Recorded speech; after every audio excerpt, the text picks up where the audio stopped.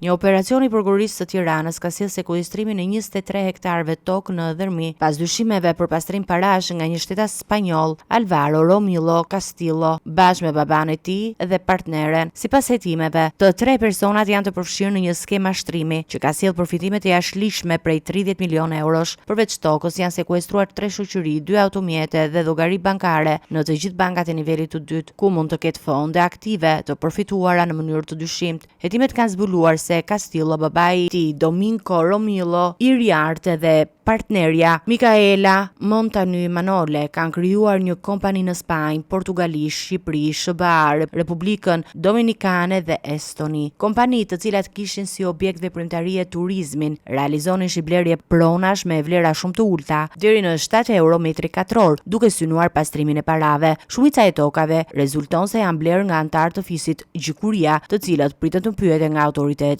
Verifikimet kanë treguar se kompanitë përdornin të njëjtën adresë dhe administrator ishin 3 shteta spanjoll, ndërsa statusi pezull i 2 prej tyre rrit dyshimet për përdorim formal të tyre për të fshehur ose transferuar të ardhurat të dyshimta. Domenico Romilo Iriarte po hetohet në Spanjë për mashtrim piramidal dhe pastrim parash, ndërsa i biri, i njohur si Luis, komunikonte me klientët përmes platformës Telegram dhe i binte që të investonin shuma prej 1.5 milion euro e më shumë pa identifikim, gjë që e bënte të pamundur gjurmimin e transaksioneve financiare. Hetimet vijojnë për të identifikuar të gjitha personat e përfshirë dhe për të rivendosur drejtësinë për pasuritë e përfituara në mënyrë të jashtëligjshme.